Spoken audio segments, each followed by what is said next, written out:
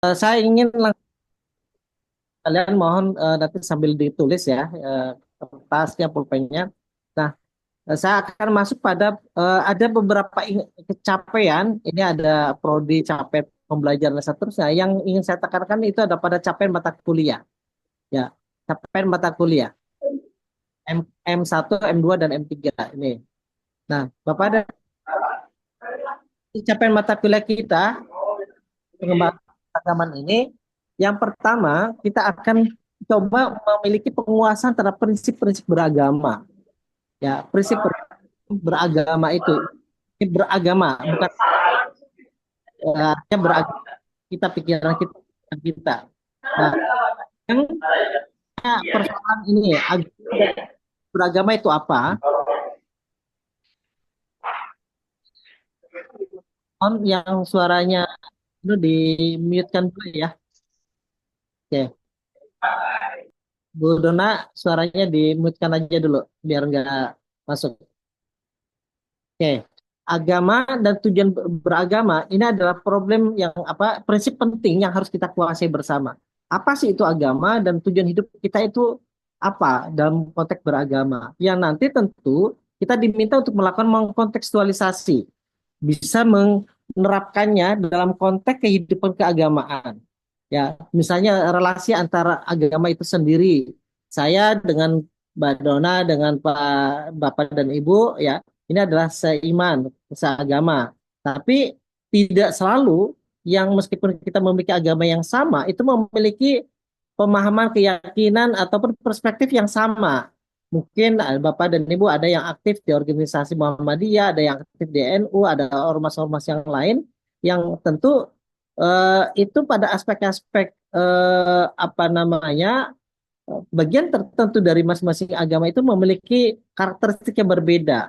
Nah, itu gimana hubungannya gitu ya. Nah, faktanya kita hari ini misalnya ada banyak problem-problem keagamaan itu justru muncul di antara internal umat beragama itu sendiri. Ya, yang satu mengkafirkan kunut, yang satu membid'ahkan misalnya apa namanya membid'ahkan ziarah kubur dan seterusnya. Nah, itu gimana tuh gitu ya. Nah, jadi hubungan internal agama itu perlu saya kira kuasai bersama nanti. Nah, termasuk juga pada persoalan hubungan antara agama yang berbeda dengan agama. Titik temu dan titik seteru antar agama. Artinya relasi antar agama itu seperti apa? Nah, nanti inklusivitas dalam beragama, keterbukaan menghargai dan seterusnya kita akan bicarakan di dalam pertemuan ini.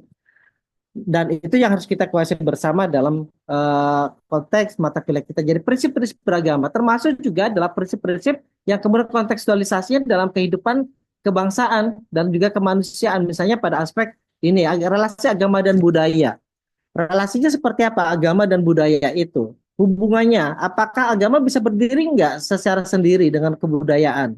Ya, atau budaya itu sendiri bisa menjadi bagian agama atau tidak gitu ya dan seterusnya itu yang perlu nanti kita kuasai bersama. Serta relasi antara laki-laki dan perempuan. Ya, agama itu bagaimana mengatur tentang laki-laki dan perempuan. Apakah menjadi subordinasi atau tidak seorang perempuan itu? Menjadi bagian di bawah laki-laki atau bagaimana gitu? Kita akan mencoba untuk melihat pada aspek perspektif keagamaan kita. Nah, yang poin kelima ini tentu bagaimana dikontekstualisasi dalam konteks kebangsaan, yaitu agama, negara, dan demokrasi. Ya, itu gimana? Nah, karena faktanya hari ini lagi-lagi ada banyak paham-paham keagamaan, paham-paham kita dalam beragama itu yang membenturkan antara agama dan negara. Hukum menghormati bendera merah putih itu haram, katanya gitu kan, atas dasar paham keagamanya. Nah, ini berarti antara agama dan negara itu diperhadapkan, di peta konflikkan. Nah, besok kita akan coba diskusikan terkait dengan bagaimana relasi agama dan negara itu, termasuk juga demokrasi dan seterusnya ya. Nah, di bahasan berikutnya yaitu agama, ilmu pengetahuan dan kemanusiaan. Ini relasi antara agama dan ilmu pengetahuan itu seperti apa? Apakah agama itu mensupport nggak terkait dengan temuan-temuan sains gitu? Lalu kemudian teman-teman sains itu bagaimana ketika diperhadapkan dengan situasi yang itu kontraproduktif dengan agama? Ya, Misal hari ini kawan-kawan sekalian, eh, teknologi cloning, ya teknologi cloning itu bisa menyentuh berbagai macam hal. Kalau hari ini kita memungkinkan mengkloning antara, katakan, ekor, apa namanya, hewan kerbau ya yang memiliki keunggulan tertentu, itu bisa disuntikan, bisa dikloning dengan hewan yang lain yang memiliki kualitas yang bagus gitu. Nah, ada orang kemudian saintis ya yang kemudian berpikir bagaimana kemudian kita mengkloning manusia misalnya. Nah, itu yang memperhadapkan apa namanya, bagaimana relasi agama dengan ilmu pengetahuan itu mungkin atau tidak. Saya kira di situ ada banyak persoalan-persoalan ya yang persoalan etika ya, persoalan yang lain yang eh, hubungan antara agama dan ilmu pengetahuan perlu didudukkan bersama. Nah, tapi sisi yang lain misalnya ada juga teman-teman sains yang atau paham-paham keagamaan yang kontraproduktif dengan agama. Sorry, paham-paham keagamaan yang kontraproduktif dengan teman ilmu pengetahuan. Ya, misalnya kayak kemarin di tahun 2020, 2021 kita lagi saat-saat COVID ya, bahwa ditemui secara saintis, saya secara sains bahwa droplet itu bisa memberikan penyaluran ataupun bisa transmisi gitu ya, untuk bisa tertular. Nah, termasuk juga ketika kita berdekatan. Sehingga kemudian apapun agamanya, siapapun orangnya, ketika itu COVID itu maka sebaiknya diisolasi. Nah, tapi ada sebagian masyarakat kita yang waktu itu juga kenceng banget ya di bulan-bulan itu atau di tahun-tahun itu waktu COVID, itu kemudian dia menggunakan teks-teks agama, paham-paham keyakinan agama, ayat-ayat agama Al-Quran misalnya, yang dia katakan siapa orangnya yang datang ke dalam masjid maka dia itu aman gitu kan. Apa itu ayatnya itu? Siapa orang yang masuk ke dalam masjid maka dia akan itu aman. Nah, sehingga kemudian ayat itu digunakan oleh yang bersangkutan untuk membentengi atau untuk mengatakan, bahkan melarang orang menggunakan masker saat COVID itu. Kalau kamu masuk ke dalam masjid ini buka kau itunya maskernya gitu kan, sampai diusir-usir dan seterusnya. Mungkin Bapak dan Ibu masih ingat tentang itu. Apa itu maknanya? Itu maknanya adalah peta konflik kan antara agama dan ilmu pengetahuan itu gitu. Nah, bagaimana nanti relasi antara agama dan ilmu pengetahuan itu sendiri, saya kira perlu nanti kita diskusikan di pertemuan ini. Termasuk juga dalam konteks kemanusiaan bahwa agama itu untuk siapa? Apakah untuk agama itu untuk manusia atau untuk Tuhan gitu. Karena ada banyak paham-paham keagamaan hari ini yang memiliki tafsir-tafsir keagamaannya itu secara melangit gitu. Pokoknya suka tidak suka ya inilah tafsirnya gitu. Sementara itu tidak produktif untuk kemanusiaan, misalnya kayak gitu. Nah, itu ya di poin ini. Sehingga nanti kawan-kawan sekalian kita akan berdiskusi banyak hal. Ini yang menjadi sekali lagi prinsip-prinsip beragama ini bisa dikontekstualisasikan dalam kehidupan keagamaan, kebangsaan dan kemanusiaan. Nah, termasuk juga adalah pada sesi ini sebelum UTS kita akan belajar tentang apa itu moderasi beragama dan bagaimana penerapannya moderasi beragama di lingkungan pendidikan itu. Nah, itu yang kita diskusikan. Nah, nanti setelah UTS, kawan-kawan sekalian, Bapak dan Ibu, kita akan mengimplementasikan pemikiran kita itu ya terkait dengan metode pengembangan keberagaman pada usia dini itu seperti apa. Pada usia PAUD itu seperti apa ya. Anak kecil itu bagaimana cara untuk mereka bisa memiliki paham-paham keagamaan yang baik gitu. Nah, kemudian berikutnya itu adalah pada sekolah, madrasah, perguruan tinggi sampai dengan pendidikan berbasis masyarakat seperti pesantren, majelis taklim, pendidikan Al-Qur'an, madrasah dan seterusnya. Itu bagaimana metode pengembangan keberagamannya. Pada konteks sekolah misalnya Bapak dan sekalian seperti kita paham ya, nanti ini pada aspek regulasi juga Bapak dan Ibu bisa ceritakan bahwa di sekolah itu kan tadi siapa yang yang ngajar di sekolah? Siapa tadi Pak Bu yang ngajar tiap hari ngajar di sekolah tadi? Saya lupa tadi. Yang sehari ngajar di sekolah tadi. Saya Pak Saya. Jumroh. Oke, Saya Pak, di sekolah ya, SD, SMP, SMA gitu kan? SMP saya Pak. Saya Pak di SD. Saya di SD Pak. Baik. Di SD, di SMP, di SMA gitu. Yang ini dibawa Kemendikbud atau Kemendikdasmen. Bisa bayangkan Bapak dan Ibu sekalian, eh, Bapak dan Ibu ketika ngajar di sekolah SMP tadi ya, itu berapa JPL itu PAI-nya? Tiga Tiga, Pak. jam Pak. 3 JP. Tiga Tiga JPL. jam Nah, per minggu. oke, per minggu. Dengan sejumlah tuntutan kan ya. Artinya Iya. tuntutan itu ada banyak hal yang harus diselesaikan di dalam proses pembelajaran 3 JPL itu. Pertama misalnya pada aspek BTQ, baca tulis Al-Qur'annya. Betul kan? Bahwa suka tidak suka 3 JPL itu harus bisa anak-anak kita ngerti tentang baca tulis Al-Qur'an. Kemudian bagaimana tentang ibadahnya, sholatnya, puasanya, zakatnya, dan seterusnya gitu kan. Dan itu semuanya diselesaikan dalam durasi waktu 3 JPL. Nah, itu pengalaman Bapak dan Ibu yang hari ini ngajar setiap hari di sekolah, bagaimana metode pengembangan keberagamannya itu ya diterapkan di lingkungan sekolah. Apakah bisa tidak? Mencukupi tidak? Gitu. Dengan 3 JPL ada posisi 3 JPL lalu kemudian dengan sejumlah tagihan-tagihan tadi gitu. Nah, kalau tidak bisa terjadi ini gimana metode pengembangan yang lebih bagusnya ke depannya gitu. Yang dilakukan dan seterusnya. Nah, itu yang kemudian nanti kita akan lakukan diskusi di sini. Termasuk juga adalah di madrasah. Ya, kalau tadi di sekolah PAI Perikatan Agama Islam itu disimplifikasi dengan 3 JPL, maka kemudian atau disederhanakan ke dalam 3 JPL, maka di madrasah itu dari 3 JPL dikembangkan menjadi 5 mata pelajaran, yaitu Al-Quran Hadis, Fikih, Akidah Akhlak, gitu kan ya, SKI sama Bahasa Arab. Nah, itu kemudian juga bagaimana pada proses pengembangan keberagamaannya di lingkungan madrasah itu. Nah, ini yang nanti bisa kita diskusikan bersama. Nah, demikian juga pada perguruan tinggi, ya. Ini metode pengembangan keberagaman pada jenjang pendidikan tinggi ini seperti apa, gitu. Nah, perguruan tinggi, Bapak dan Ibu sekalian, seperti yang kita tahu bahwa ada perguruan tinggi di bawah Kementerian Agama dan juga di luar Kementerian Agama dan hal ini adalah Kementerian Dikti, pendidikan tinggi. Di UI, IPB, ITB dan perguruan tinggi swasta yang lain di bawah Kemendikbud itu jumlah mata pelajaran PAI, Perikatan Agama Islam, kalau tadi di sekolah itu 3 JPL ya setiap semesternya, kalau yang ini tidak Pak Bu, lebih rendah lagi, lebih sedikit lagi.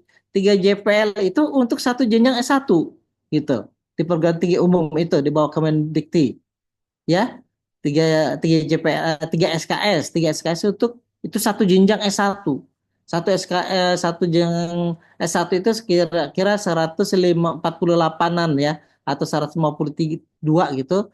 Sorry, 154 totalnya sama skripsi, 154. 154-an SKS, tapi itu untuk posisi pendidikan agama Islam hanya 3 SKS. Nah, pertanyaannya bagaimana kemudian metode pengembangan keberagamaannya di perguruan tinggi tadi, gitu. Nah, hal yang sama juga tentu di perguruan tinggi keagamaan, ya. Bagaimana pengembangan di program studi sains, di program studi umum itu untuk metode pengembangan keberagamaannya itu. Ini nanti kita bisa diskusikan di sesi ini. Nah, nanti di bagian berikutnya ini adalah pada aspek pendidikan berbasis masyarakat seperti pesantren, diniyah, pendidikan Al-Qur'an gitu ya, atau majelis taklim, itu kan semuanya berbasis pesantren berbasis masyarakat yang perlu kita berpikir bagaimana cara mengefektifkannya. Nah, termasuk juga bagaimana cara yang terbaik untuk pola pengembangan keberagaman pada masing-masing perguruan tinggi itu tadi. Nanti kita bisa diskusi di sini. Nah, dan di akhir ini problem dan solusi metode pengembangan keberagaman studi kasus pendidikan di daerah setempat. Di sesi ini kita akan berdiskusi bagaimana situasi-situasi kekinian yang dihadapi oleh Bapak dan Ibu sekalian. Ada tadi yang di Papua, ada yang di Kalimantan, ya ada NTT, ada di Cirebon, di Indramayu, di Padang dan seterusnya. Itu seperti apa problem-problem yang kita hadapi secara kasusnya itu.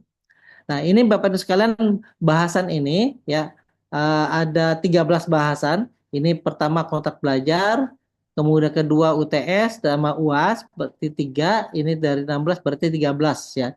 13 sub pokok bahasan. Nah, Bapak dan sekalian, eh 13 pokok bahasan ini yang tentu kita itu adalah sekali lagi untuk untuk memenuhi capaian mata kuliahnya. Kalau tadi bagaimana menguasai prinsip beragama dan mengkontekstualisasikannya dalam kehidupan keagamaan, kebangsaan dan kemanusiaan, maka untuk M2-nya capaian mata kuliah kita itu bagaimana kita diminta untuk mampu menganalisis metode pengembangan keberagaman pada lingkungan pendidikan. Jadi mata kuliah kita, pembelajaran kita, isu-isu yang kita lakukan sebelum hingga sampai UTS, ini semuanya adalah tentang prinsip-prinsip beragama itu tadi. Prinsip-prinsip beragama. Ya, ini. Nah, yang untuk setelah UTS sampai dengan UAS, itu adalah kita memenuhi untuk capaian M2-nya, yaitu metode pengembangan keberagaman pada lingkungan pendidikan. Tadi pada lingkungan usia dini, sekolah, madrasah, perguruan tinggi, berbasis masyarakat, dan juga di lingkungan kita masing-masing. Gitu. Nah, di M3-nya, Bapak sekalian, ini kita diminta untuk melakukan mempublikasikan, ya, mempublikasikan itu artinya bisa menulis, ya, gagasan dan pemikiran metode pengembangan keberagaman yang terpublikasi pada jurnal yang terakreditasi. Gitu. Jadi nanti Bapak sekalian untuk memenuhi M3 ini, ya, untuk mempublikasikan nanti sama seperti halnya yang kelas tadi, ini kan kelas D ya. Ya, kelas D ya. Yang tadi pagi itu kelas C berarti. Yang kelas C dia siap dengan tenang hati. Kelas C. Ini Ini kelas C, kelas C, Pak. Pak. Ya, Kelas C, Yang Pak. kelas C ini Pak Dokter. baik. Balik, Pak. Kelas C yang kelas D-nya dia siap itu. Sudah dibagi 13 kelompok ya. Eh sat, karena orangnya hanya 26, maka itu menjadi 13, sorry, 14 karena orangnya ada 28. Jadi satu kelompok hanya 2 orang saja gitu. Satu kelompok hanya 2 orang. Untuk kemudian dia arahkan untuk bisa mempublikasikan gagasan dan pemikirannya itu yang terpublikasi pada jurnal terakreditasi gitu. Hal yang sama juga kita yang kelas C ini ada 30 berapa totalnya? 31, Bapak. 21. Ya, ada 31. orang untuk kelas C ya. Maka nanti bisa dibagi menjadi katakan 15. Ya, 15 kelompok gitu. 15 kelompok, satu kelompok saya minta tidak lebih dari 2 orang. Nah, yang satu orangnya karena 31 silakan aja lah yang memilih di mana gitu. Tapi untuk kelompok-kelompok lain supaya lebih efektif, atau kalau misalnya yang satu orang itu siap saya sendirian Pak gitu, itu tentu dengan senang hati itu. Ya, dia bikin sendiri, bikin artikelnya, bisa mempublikasikannya, monggo dalam senang hati. Nanti kita akan bimbing sebentar ini juga setelah ini kita akan apa namanya saya akan arahkan mengajak Bapak dan Ibu untuk membuka bagaimana caranya untuk menulis itu tadi, mencari jurnalnya dan seterusnya. Tapi sampai di sini Bapak sekalian ingin kita sampaikan bahwa kelas kita yang kelas C yang sejumlah 31 orang ini kita akan bagi menjadi katakan 15 kelompok ya, satu kelompoknya 2 orang. Kalau mau yang siap sendirian sehingga menjadi 16 kelompok itu tentu dengan senang hati. Gitu. Nah, yang nanti setiap kelompok itu tolong nanti kita akan apa namanya merujuk pada pokok-pokok bahasan ini. Ini berarti nomor 2 menjadi pokok bahasan yang pertama gitu, agama dan tujuan hidup. 3 menjadi bahasan kelompok kedua dan seterusnya. Nah, karena ini hanya 13 pokok bahasan, sementara kita tadi ada 15 atau 16 kelompok, artinya ada 2 atau 3 yang lebih, maka 2 atau 3 yang lebih kelompoknya, monggo tinggal memilih saja gitu, mana yang mau kita ambil, yang mau dipilih. Misalnya Pak, saya mau concern di poin ketiga deh gitu.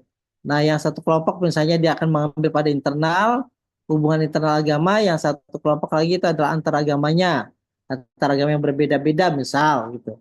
Yang satu nanti relasi agama dan budaya, nanti yang satunya relasi agama dan laki-laki dan perempuan misal.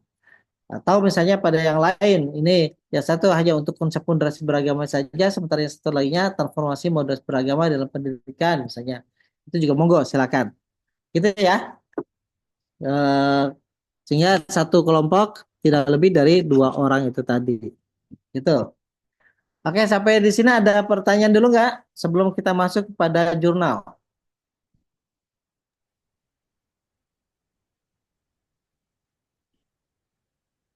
Pak, izin bertanya. Yuk.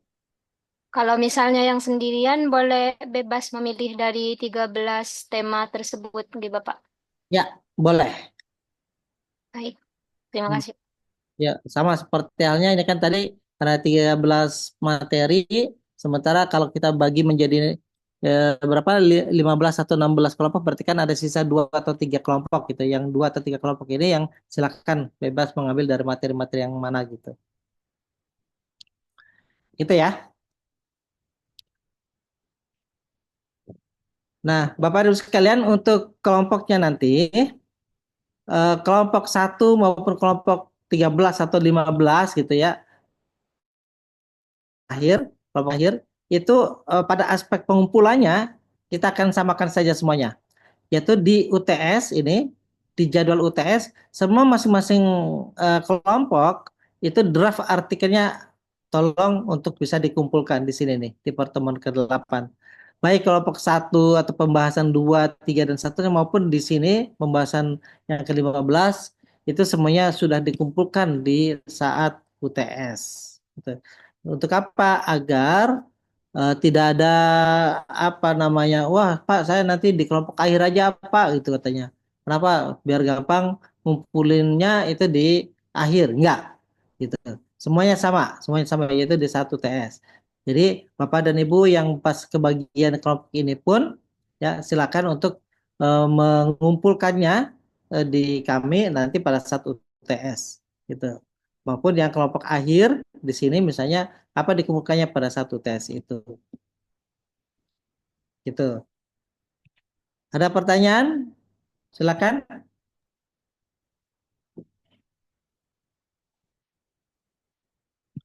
Maaf Boleh, Bapak, tanya. Eh, Ya, Bapak silakan, Bu. silahkan Ibu, Bu Jumlah dulu. Enggak, itu kan baik. ada 16 poin ya Pak ya. Tadi Bapak katakan 13, berarti yang nomor satu itu termasuk yang sekarang Pak. Ya, itu 13 Bu. Karena yang nomor satu ini kan, nomor satu Ya, ini adalah pengantar dan kontrak belajar, gitu kan? ya, Ini kan nggak ada ya, ini satu. Kemudian yang kedua ya, itu, sama yang ya, UTAS. Kan berarti tiga ya? Tiga, ya, 16, 16 dikurangi tiga, berarti 13 Bu. ya, ya. Makasih Pak. Sama-sama. Izin Bapak, Ya, silakan, Pak. ini untuk materi-materi ini bebas memilih sendiri-sendiri atau ditentukan oleh Bu Kosma atau mungkin Pak Dokter yang menentukan. Terima kasih. Ya, oke. Untuk penentuannya nanti setelah ini kita akan bagi kelompoknya ya. Kita akan bagi kelompoknya. Sama kayak tadi langsung kita bareng-bareng. Silakan, silakan aja Pak Bu. Nanti ini silakan pilih-pilih dulu kira-kiranya mana gitu. Nanti satu kelompok hanya 2 orang gitu. Ya, milih-milih. Nanti kita langsung tentukan. Monggo aja kalau mau sekarang. Nanti setelah ini kita akan masuk pada sesi.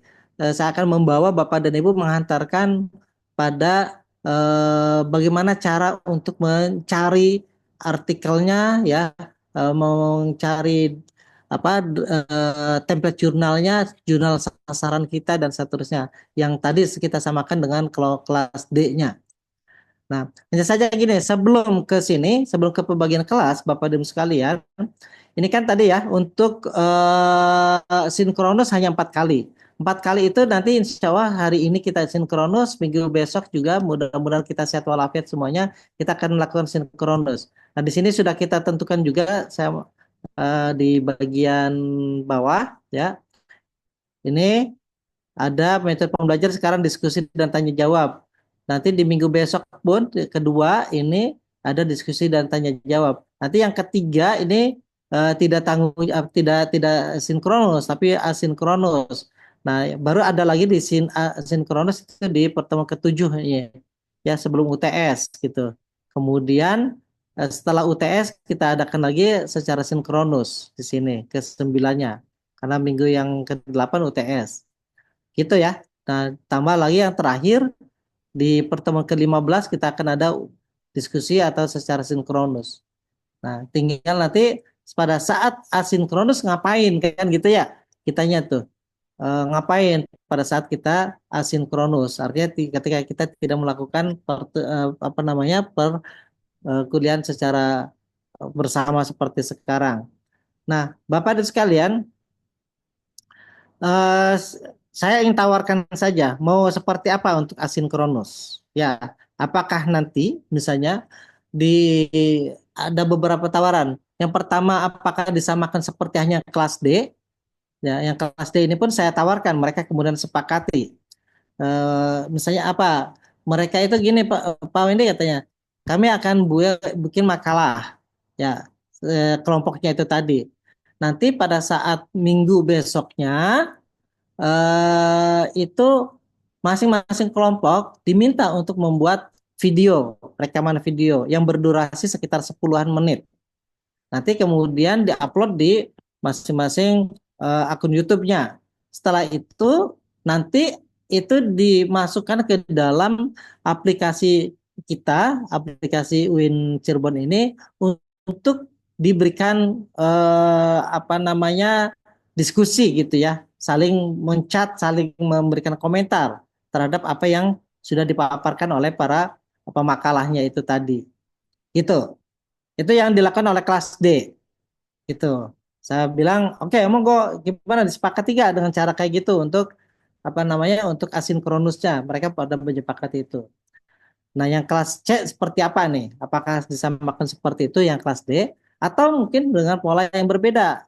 Misalnya, udah Pak Wede katanya, silakan aja kami diberikan tugas apa. Nanti setiap periodik saya akan memberikan penugasan, misalnya saya akan coba cari apa namanya sumber-sumber literatur yang berkenaan dengan ini, lalu kemudian itu Bapak dan Ibu bisa memberikan resume gitu atau sejumlah pertanyaan-pertanyaan menjawab sejumlah pertanyaan yang saya siapkan atau modelnya seperti apa untuk pola penyelenggaraan kegiatan asinkronusnya ya karena kita tadi kan 16 kali pertemuan 16 minggu 3 kali dipakai untuk sekarang pengantar UTS dan UAS kemudian nanti ditambah 4 kali untuk asinkronusnya berarti 7.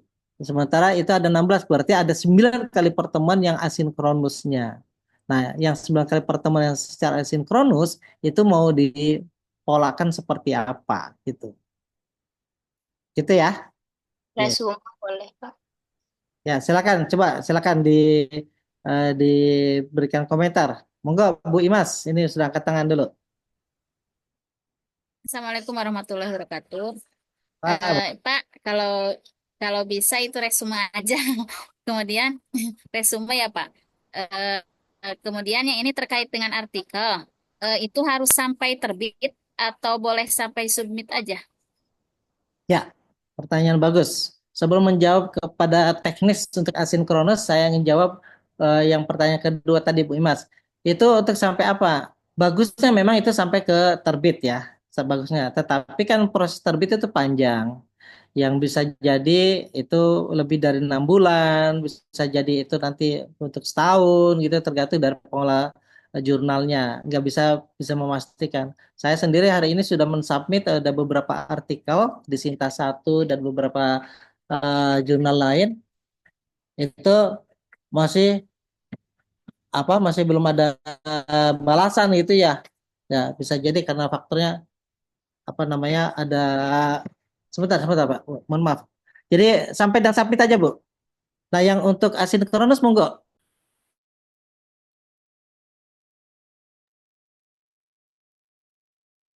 Resume aja enak Bu Dona. Ya, resume aja kayaknya. Kalau video sampai 10 menit. Resume aja, Bu.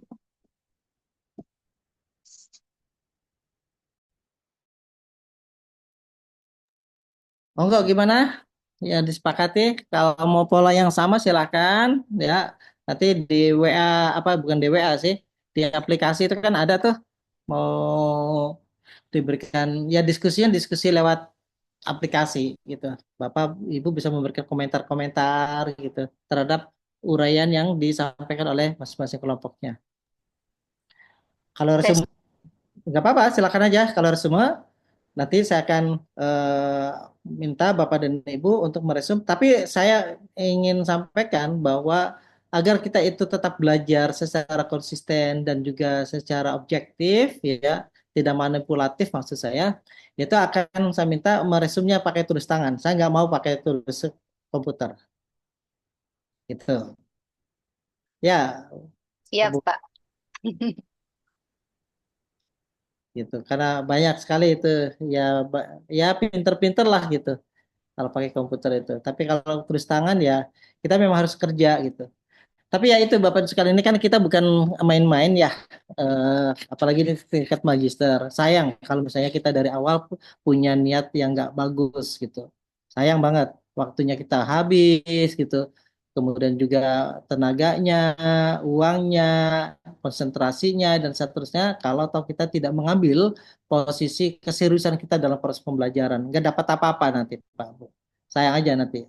Kalau hanya semata-mata gelar misalnya, tapi tidak memiliki kualitas, karena di awal kita sendiri sudah niatnya, udahlah yang apa gitu, nggak serius ya sayang, sayang. Nanti kalah dengan kawan-kawan kita yang lain, gitu.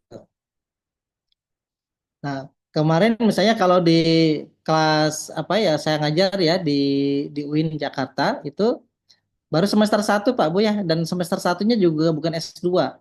Semester 1 di strata 1. Jadi mereka baru apa namanya baru masuk di UIN Jakarta. Alhamdulillah. Ternyata semula saya minta ke kawan-kawan untuk bisa membuat opini. Ya, opini.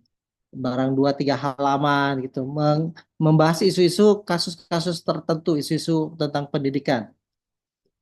Terkait misalnya katakan tentang keadilan pendidikan, tentang kualitas pendidikan, tentang apa namanya kan misalnya apa desentralisasi pendidikan, katakan terkait dengan efisiensi anggaran pendidikan dan seterusnya. Ada berbicara atas saya. Setelah itu mereka tulis, lalu kemudian disubmit opininya di sejumlah media online. Ada yang di Kumparan, ada yang di Kompasiana dan seterusnya. Itu sudah sampai berapa puluhan gitu ya. Ada 60-an lebih draft artikel yang saat itu sudah mereka sudah publish. Setelah itu dari beberapa artikel tadi, opini tadi, itu kemudian kita kumpulkan jadi satu buku. Ya, alhamdulillah ini yang sudah terbit sudah 2 buku, Pak.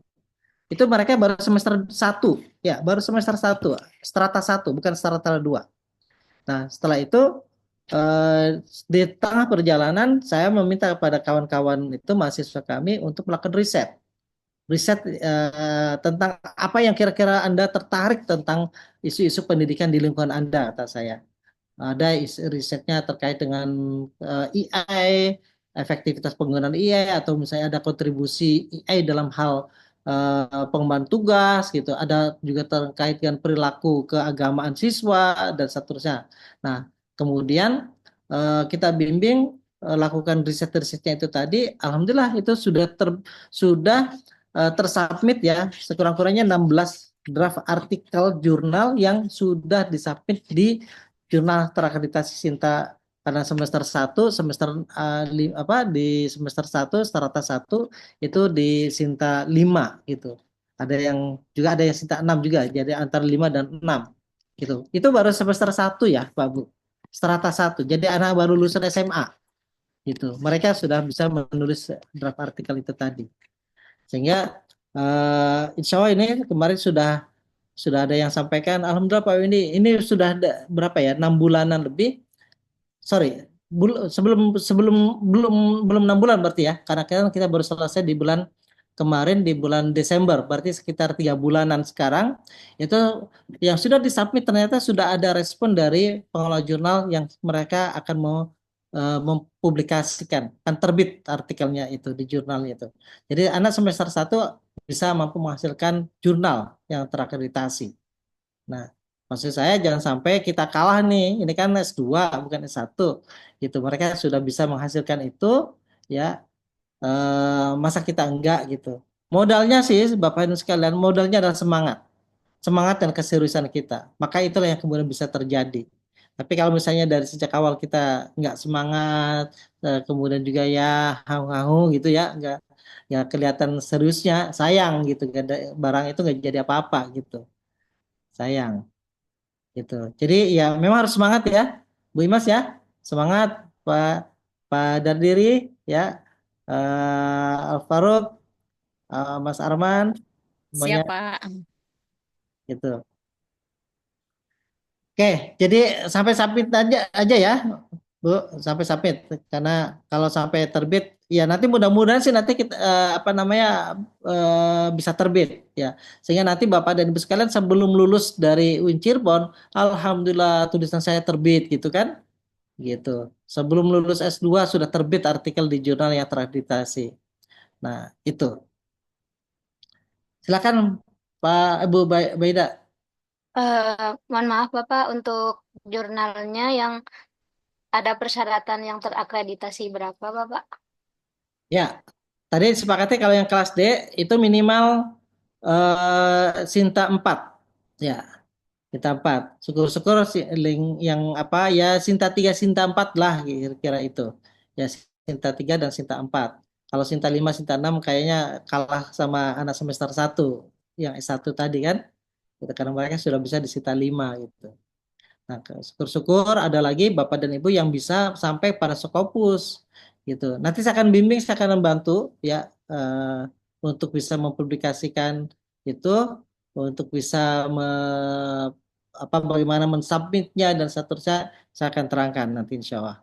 Nah, yang hari ini saya akan coba kalau kita sepakati kita akan belajar bagaimana mencari jurnal, template jurnal gitu. Lalu kemudian nanti setelah kita tulis draft-draft artikelnya, kemudian kita akan submit ya. Jadi mungkin nanti di tengah semester UTS setelah Bapak dan Ibu kumpul semuanya draft artikelnya sudah dikumpulkan, nanti kita akan sama-sama lihat, kemudian dikoreksi dan seterusnya, lalu kemudian kita submit ke jurnalnya gitu. Gitu ya, Bu Baida. Baik Bapak, terima kasih Pak. Ya, sama-sama. Ada yang mau disampaikan lagi, Bapak dan Ibu sekalian?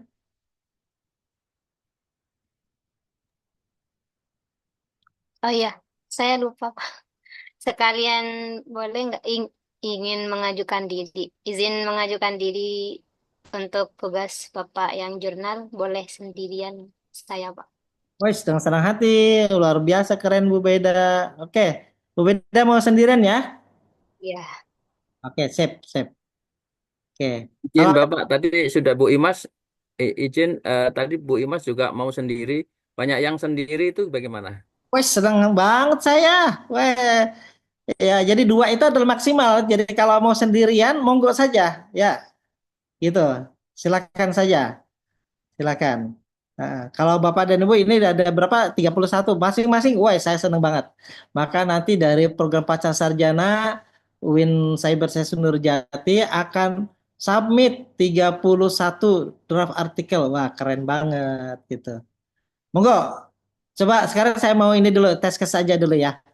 Silakan raise hand di chat room itu ya di Zoom itu siapa yang mau sendirian angkat tangan dulu.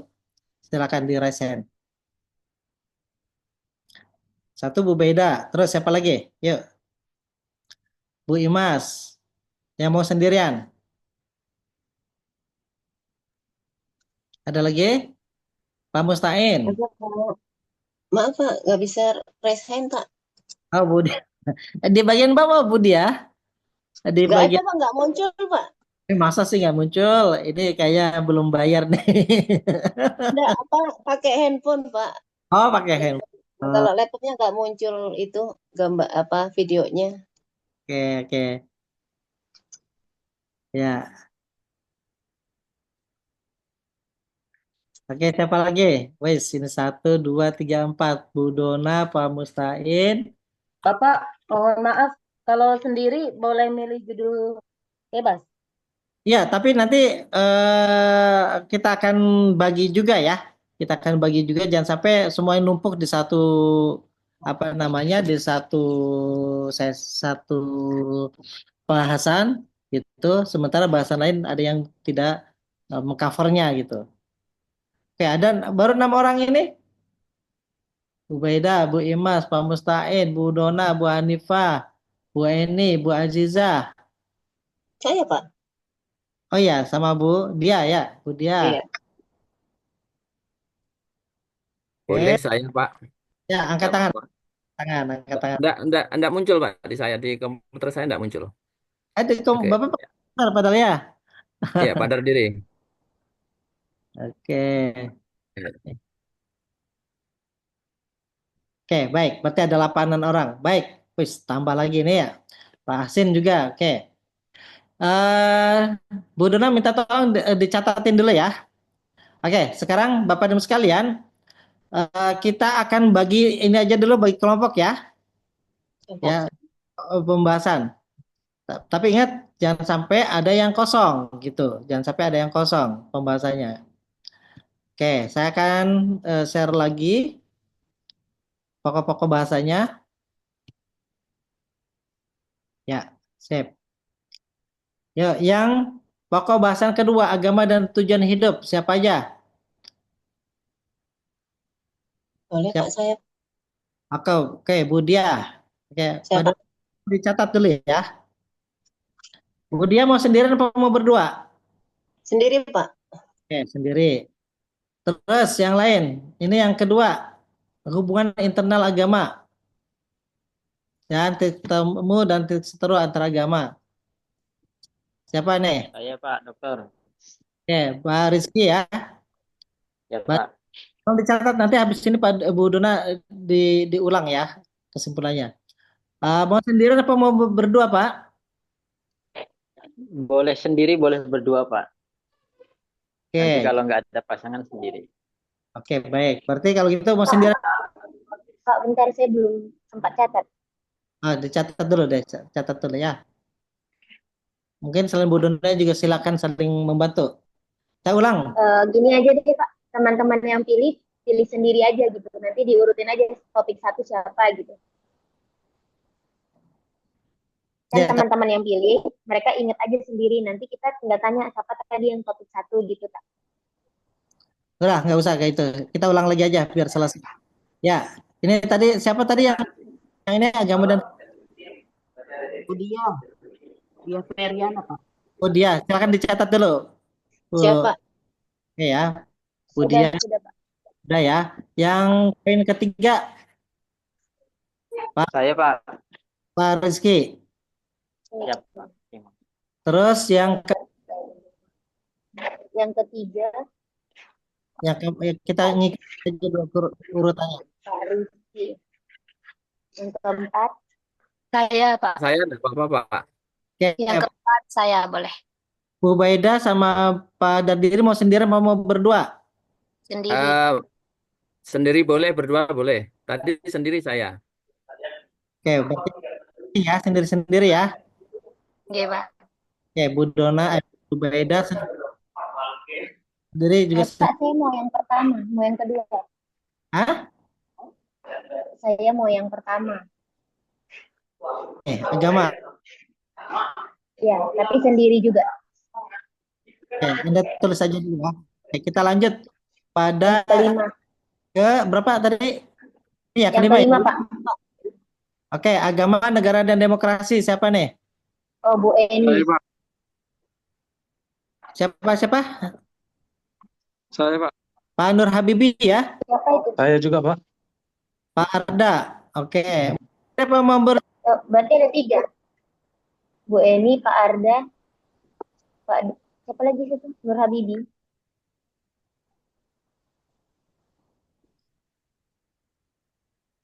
Coba diulang. Sudah, Pak. Ada 3, Pak. Yang kelima ada Bu Eni, Pak Arda, sama Pak Nur Habibie.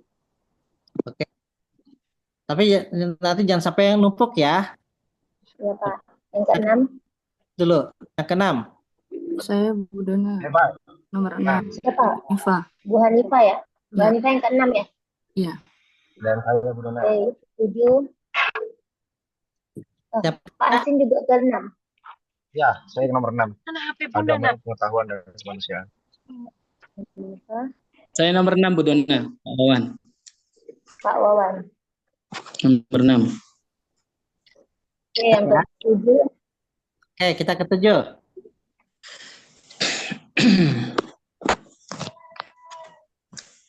Yang Kalau ke-7 siapa? kalau banyak yang numpuk saya di 7 juga enggak apa-apa, Pak. Oh, Pak Dardiri pindah ke-7 ya. Kalau menumpuk di yang keempat tadi saya pindah ke 7 enggak apa-apa. Ya, pada diri ke-7 aja. Oke. Dah, berarti cuma Ke-8. Ke-9. Oke, lanjut ke 9.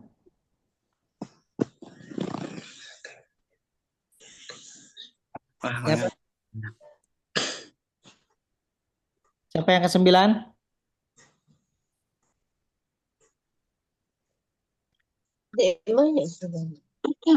Itu artinya aturan-aturan ya tentang undang-undang. Bagaimana sih undang-undang terkait dengan keberagamaan? Ya, misalnya di dalam undang-undang itu kan di sana sebutkan di pasal keberapa 13 deh kalau nggak salah. Undang-Undang Sistem Pendidikan Nasional menyebutkan tentang setiap siswa itu berhak untuk mendapatkan pendidikan agama yang yang sesuai dengan agamanya dianutnya dan diajarkan oleh guru yang memiliki agama yang sama gitu kan. Itu misalnya. Nah, itu regulasi-regulasi itu. Ya, atau mungkin tentang ketentuan yang lain lah, isu-isu tentang apa namanya pembagi donasi gitu, ya itu kan juga regulasi kebijakan-kebijakan. Kemudian apa namanya ya sih yang kemudian itu terhadap keagamaan kita, atau misalnya pada aspek eh, eh, pemerataan anggaran pendidikan. Kenapa untuk madrasah sedikit, tapi untuk relatif lebih banyak, misal kayak gitu. Dan itu banyak eh, artikelnya. Nanti akan saya jelaskan bagaimana cara mencari artikel itu. Tanya apa? Siapa di sini yang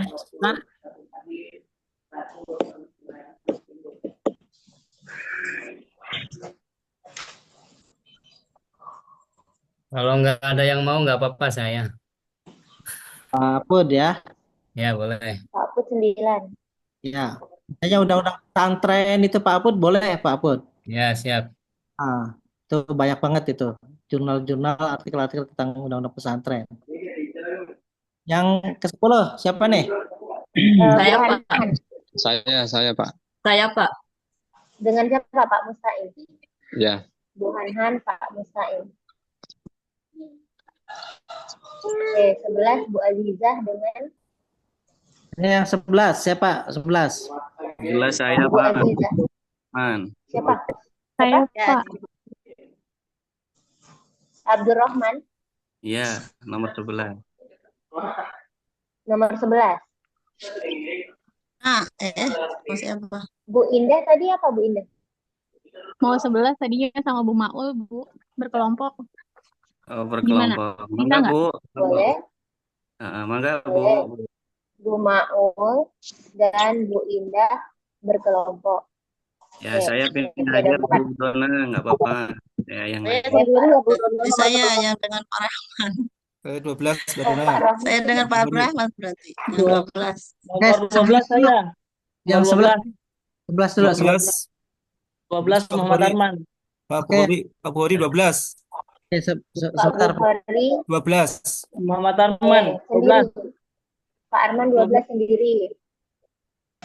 Sama Pak saya, Bu. Abdurrahman tadi gimana? Kelompok, Bu. Bu Jumrah 12. Bu Jumrah sama siapa? Ya, 12 saya. Dengan siapa tadi? Buhori. Muhammad Arman. Pak Buhori.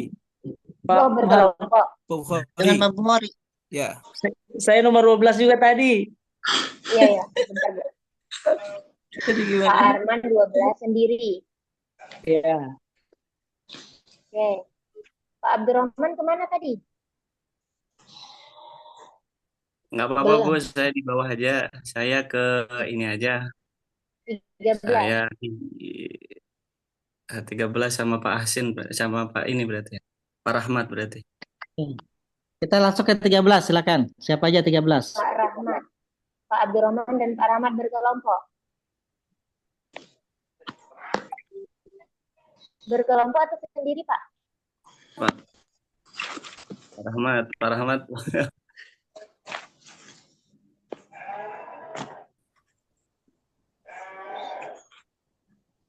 Siapa yang 13? Pak Abdurrahman dan Pak Rahmat, tapi tidak tahu berkelompok atau sendiri. Yang ikut kalau ada sendiri nggak apa-apa juga Pak. Kalau berkelompok Oke, sendiri. Oke, siap.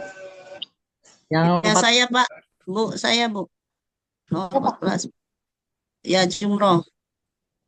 Oh, Bu Jumroh 14 jadinya. Ya. Nggak jadi 12. Katanya tadi udah itu siapa? Tadi Pak Ya udah Bukhari kalau sama 12 Bu 12 aja kalau udah masuk 12 mah. Kirain tadi nggak masuk. masuk berkelompok kan Bu sama Pak ada Oh Bukhari, iya, kan? berarti 12 aja ya. Ya, Pak Armannya Berarti sendiri. berapa orang yang 12? Ibu berkelompok dengan Pak Bukhari, lalu Pak Arman Ya. sendiri. Oh iya, ya udah. Ya 12 Ya, aja. sekarang 14. ya yang 14 siapa ini? Metode pengembangan keberagaman pada pendidikan berbasis masyarakat. Pendidikan berbasis masyarakat Mbak Eni. banyak. Ada taklim, ada pendidikan Al-Quran, ada diniyah. Saya boleh, Bu Dona. Mbak Syafiko. Ya. Oke, 15.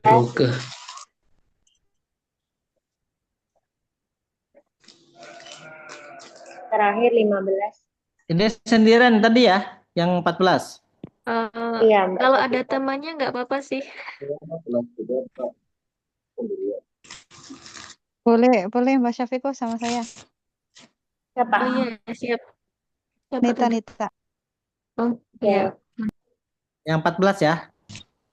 Iya, Pak. Sudah dicatat Bu 14. Udah. Pak Nur Hafiz mau di mana? Iya, 14. Hah?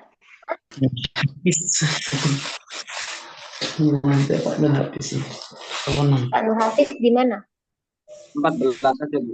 Yang 14 sendiri ya. Kalau mau berkelompok, ini udah berdua tadi Mbak Anita sama Mbak Syafiko. Berarti 15 kosong itu. Iya, Kalau 15 ada. 15 izin mau bertanya dulu Pak Dokter. Yuk. Ini problem dan solusi metode pengimbangan keberagaman ini yang studi kasus pendidikan di daerah setempat. Kalau misalkan saya guru madrasah, berarti yang saya mau kasusnya studi kasusnya ini di madrasah, begitu Pak Dokter? Ya, studi kasusnya di madrasah di daerah Bapak sendiri.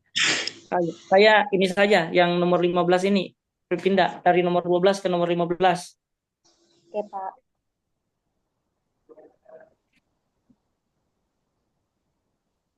Oke, berarti udah semua ya?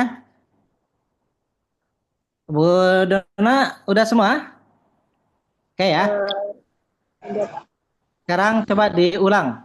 Bapak dan Ibu mohon untuk menyimak anunya ya, finalnya nih. Kan Bu Dona diberikan lagi. Yang nomor 2, Bu Dia sama saya itu sendiri-sendiri. Yang ketiga, Pak Rizky. Yang keempat, Bu Baida sendiri. Yang kelima, Bu Eni, Pak Arda, Pak Nur Habibi. Yang keenam, Bu Hanifah, Pak Asim, Pak Wawan. Yang ketujuh, Pak Dardiri. Ke-9, Pak Akut. 10, Bu Hanhan dan Pak Musta'in sendiri-sendiri. 11, Bu Aziza sendiri. Lalu Ibu Maul dan Bu Indah berkelompok. 12, Pak Bukhari dan Bu Jumrah berkelompok. 13, Pak Abdurrahman dan Pak Rahmat sendiri-sendiri. Kemudian 14 Mbak Syafiqah sama Mbak Nita kelompok. Terus Pak Nur Hafiz sendiri. Yang ke-15 Pak Arman sendiri. Oke, baik. Terima kasih Bu Dona. Hadirin sekalian, mau informasi semuanya sudah kebagian? Pak Johari kayaknya belum ya, Bu Dona. Iya, Pak Jauhari belum. Dulu juga belum, Bu Dono. Pak Jauhari. Siapa? 10. Pak Kuluk. Pak Kuluk Oh, benar. Johari masuk ke Pak 12. Johari mau nomor 12. Ya, Pak Johari Pak 12. 3 orang. Pak Huluk nggak masuk, jadi kita nggak tahu mau yang mana.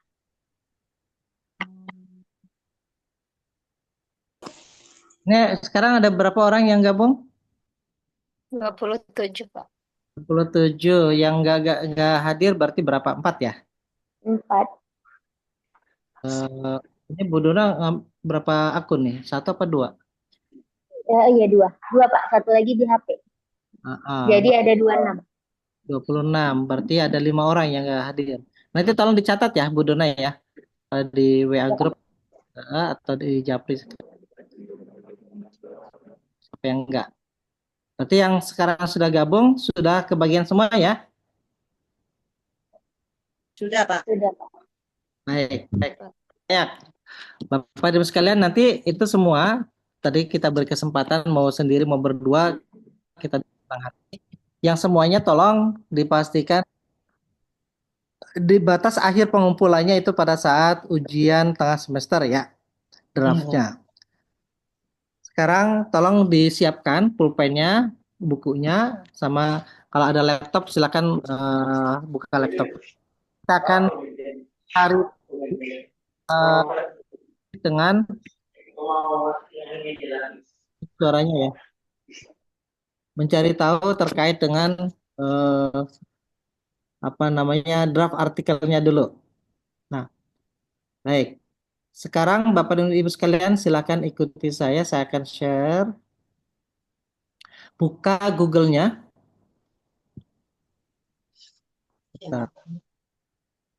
Sebentar. Google-nya sudah.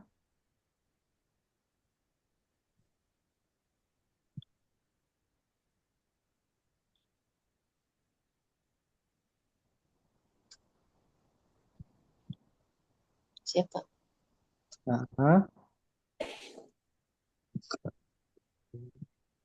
Oke. Nah, kemudian klik di atasnya itu tulis Sinta.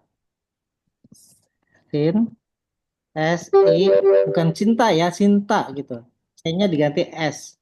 Sinta.kemdikbud.go.id. Silakan yang nggak ada laptopnya sementara bisa pakai tulis tangan dulu tahapan-tahapannya. Ini kelihatan ya yang di atas ini? Iya, Pak. Oke, Pak. Oke, sinta.kemdikbud.go.id. Saya ingin terangkan dulu Pak Bu. Sinta ini singkatan dari Science and Technology Index. Maksudnya indeks jurnal-jurnal yang terakreditasi. Dulu sebelum muncul Sinta itu ada 3 tuh lembaga yang melakukan akreditasi. Ada di LIPI, ada di Kemdikbud, dan juga ada di Kemenag gitu ya. Masing-masing punya akreditasi sehingga ada jurnal yang sudah terakreditasi di LIPI tapi tidak terakreditasi di Kemendikbud dan macam-macam. Akhirnya disepakati bahwa dilebur jadi satu, akhirnya di Sinta ini saja. Nah, untuk akreditasi Sinta itu terdiri atas 6 tingkatan. Ada Sinta 1, 2, 3, sampai 6. Yang paling tinggi itu adalah Sinta 1.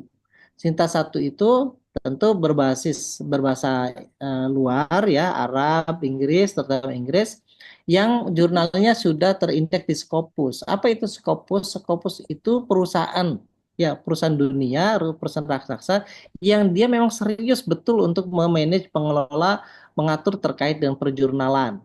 Ya, termasuk dia juga dia bisa seberapa besar, seberapa banyak yang mensitasi, seberapa banyak jurnal-jurnal atau tulisan-tulisan itu memberikan pengaruh terhadap terhadap ilmu pengetahuan dan seterusnya itu adalah di Scopus itu.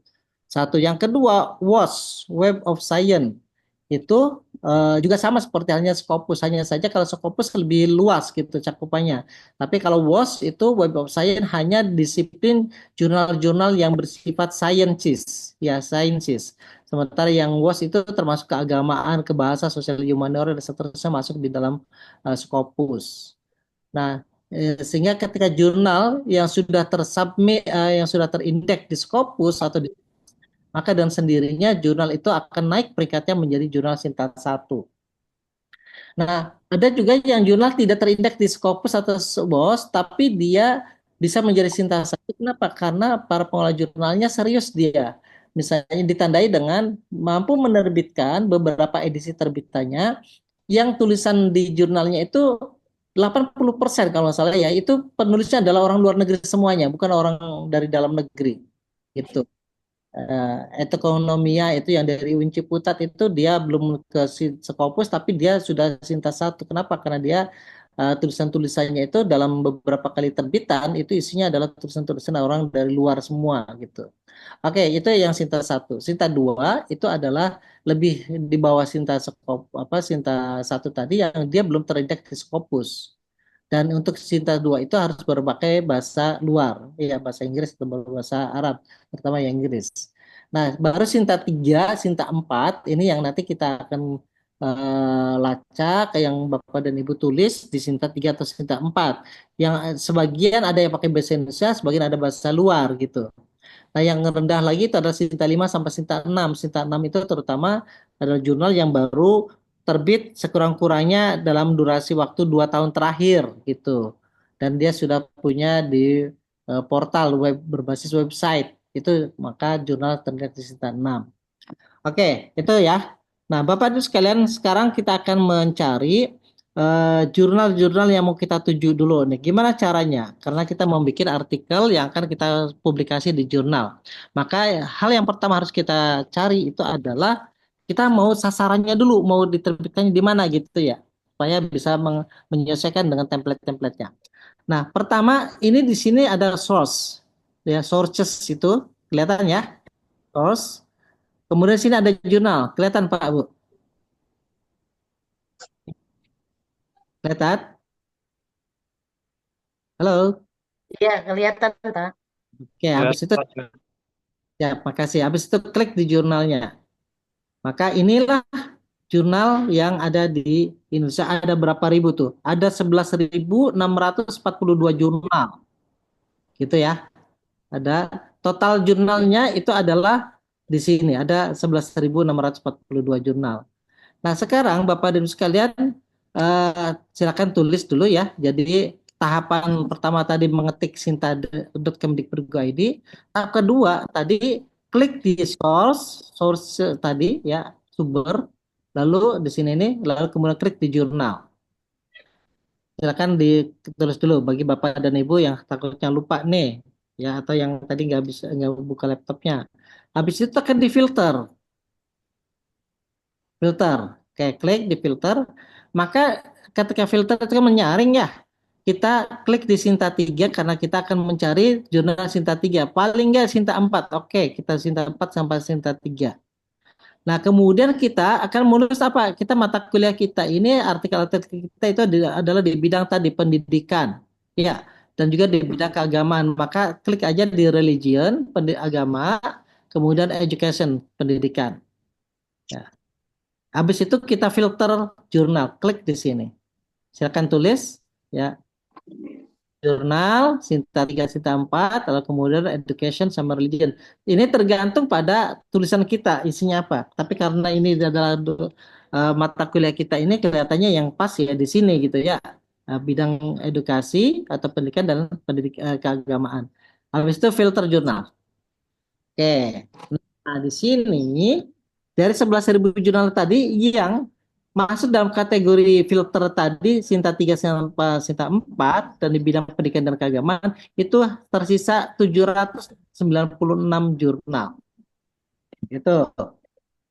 Nah, baik Bapak Ibu sekalian, sekarang tugas berikutnya silakan catat adalah mencari jurnal yang mau kita tuju. Ini kan udah tadi filternya. Tolong catat betul bahwa jangan sampai Bapak dan Ibu tadi kan ada banyak yang mau nulis sendiri, mau nulis kelompok, ditambah lagi dengan kelompok yang kelas C-nya. Saya sarankan bagusnya jangan sampai memilih jurnal yang sama. Ya, satu orang dengan ke orang lain, satu kelompok dengan kelompok lain, atau satu kelas dengan kelas yang lain ini. Jangan sampai usahakan berbeda jurnalnya, jangan sama. Kenapa? Karena kalau jurnal ini misalnya Bapak dan Ibu mau sama-sama ini ada beberapa kelompok masuk ke Jipsindo, Jurnal Perikanan Ilmu Pengetahuan Sosial Indonesia. Ada beberapa gitu. Wah, maka itu Bapak dan Ibu sekalian dengan sendirinya Bapak dan Ibu itu bersaing dengan sesama kita. Gitu. Kenapa? Karena pengelola jurnal biasanya dia hanya bisa akan mengambil satu dari satu institusi. Karena mereka kan terbatas penerbitannya, paling katakan satu terbitan hanya sekitar 10 artikel gitu. Nah, sementara ini ada banyak, Bapak dan Ibu sendiri juga masuk ke dalamnya. Maka dan sendirinya itu adalah Bapak dan Ibu di sama-sama Win Cirebon itu saling bersaing gitu. Maka saran saya usahakan beda jurnalnya. Maka saling TikTok aja, saling komunikasi. Tolong ya, nanti jurnal saya di jurnal ini. Maka yang berikutnya yang belum ketahuan jangan sampai mencari jurnal yang sama. Gitu. Ini kan ada banyak tadi ada 796 jurnal tuh. Ya, itu ada 796. Sebentar kita kan hanya beberapa aja. Oke, setelah itu Bapak Ibu sekalian, kita cari kira-kira aja dulu sementara. Ini Jepsin yang internal ilmu sosial. Ini sejarah dan budaya. Misalnya tadi saya kebagiannya tentang agama dan budaya. Kayaknya di sini aja deh gitu. Nggak apa-apa gitu. Jadi ini klik-klik dulu yang kira-kira jurnal-jurnal yang memungkinkan dengan dengan tulisan Bapak dan Ibu tadi. Itu. Kalau di page 1 masih belum ketemu, silakan diklik page kedua di sini. Halaman kedua ini banyak lagi, ada 796. Oke, sekarang misalnya, wah Pak, saya senang nih, ini ada UIN Raden Fatah Palembang nih, jurnalnya Tadrib. Oke, Bapak dan Ibu mau mau cari-cari misalnya di sini. Ini berarti dia sudah posisi S3 itu artinya Sinta 3 ya. Dia sudah terakreditasi di Sinta 3. Tinggal diklik di sini ada website. Ya, silakan klik, Bapak dan Ibu tulis. Berikutnya itu adalah klik websitenya. Maka kalau kita sudah mengklik ke website ini, nah ini sekarang kita sedang diarahkan masuk kepada ruang dapur jurnal yang bersangkutan, rumah jurnal yang bersangkutan. Ini jurnal Tadribnya. Itu. Nah, silakan selanjutnya Bapak dan Ibu tulis. Apa tahapan yang berikutnya harus dipastikan? Yaitu pada aspek fokus and scope-nya. Kita cari fokus jurnal ini kemana, scope-nya kemana gitu. Di sini ada beberapa jurnal yang naruhnya di sebelah kanan. Seperti ini ada editorial board, ada submission, ada policy gitu. Ada juga yang di sebelah sini ya. Beda-beda jurnalnya. Tapi kita coba dulu. Fokus and scope. Wah, ini ada nih. Ya, di policy atau kebijakan jurnal fokus and scope tinggal diklik. Klik di sini. Maka pas begitu Bapak dan Ibu mengklik di focus and scope, kita akan diarahkan bagaimana informasi yang kita peroleh dari pengelola jurnal ini, apakah jurnal ini sesuai apa enggak dengan tulisan kita. Ya, ini agak agak belum keluar juga. Nah, kalau misalnya bisa menghadapi kendala kayak gini, bisa jadi dia lagi error atau apa, ganti lagi jurnal yang lain, monggo aja ya. Bisa pilihan-pilihan yang lain. Nah, ini saya nggak tahu ini ada masalah nggak gitu ya. Cuman ya pasti ini kan tadi jurnal Tadrib ini fokus and scope-nya nggak muncul. Coba kita barangkali ada di announcement-nya. Ada nggak gitu ya. Wah, ini nggak muncul. Terus di about. Oke, about jurnal.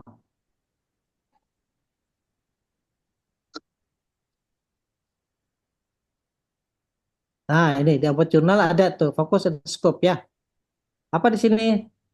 This journal publishes article in the form of learning and learning outcome.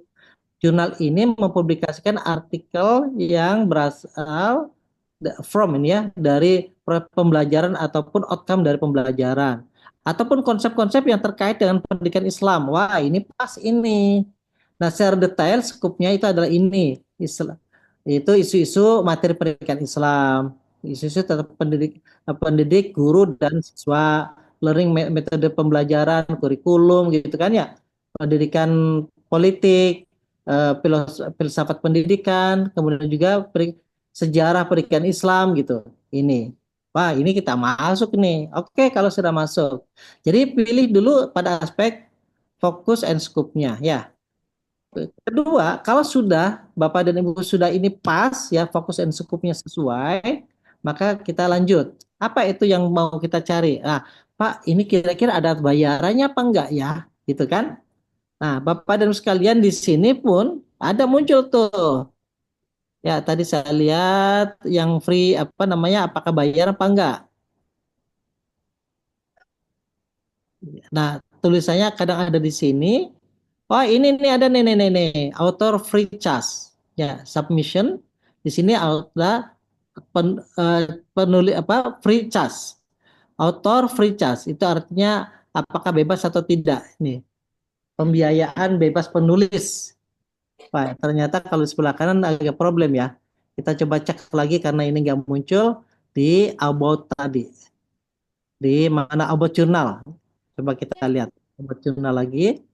Jadi itu kita kira klik aja dulu ya. Nah, terus di sini muncul nggak nih? Dia sudah akreditasi 3 di sini. Oh, belum muncul. Oh, ini nih. Ini ya, artikel processing charge.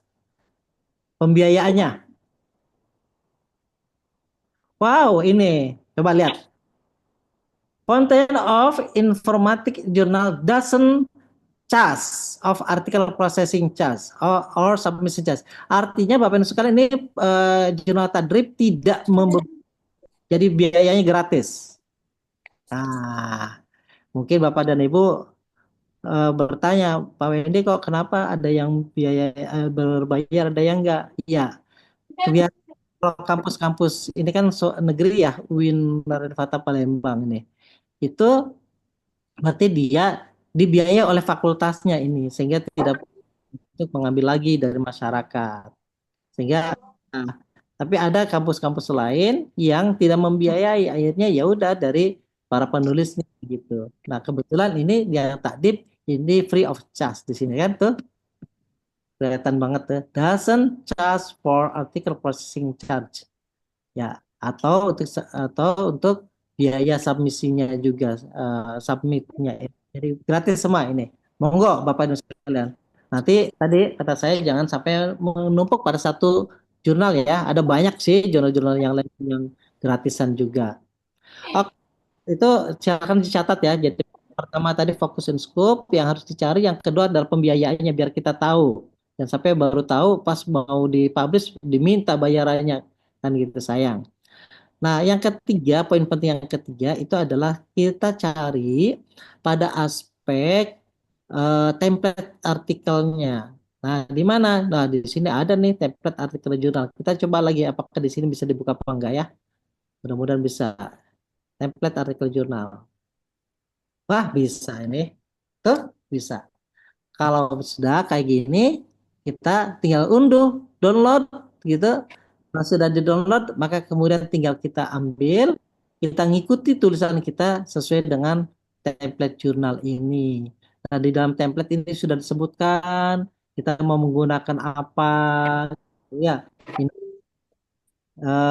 karakternya seperti ini, tinggal ngikuti aja. Ini penulisnya, penulis pertama, ini penulis kedua, ini alamat emailnya, dan ini abstraknya ada pakai bahasa Inggris.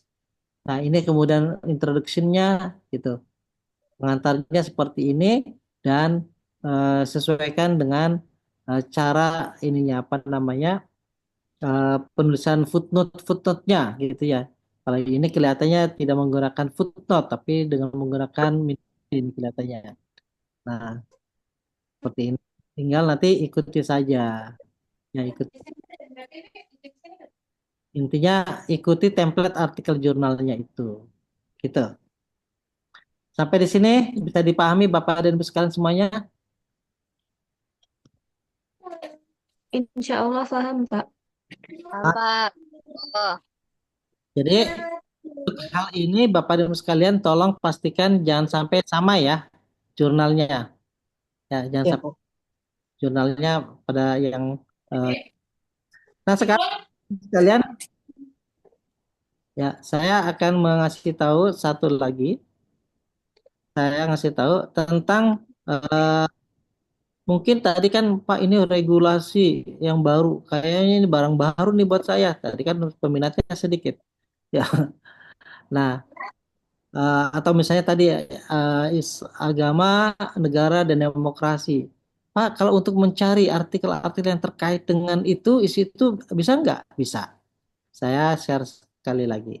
Ya.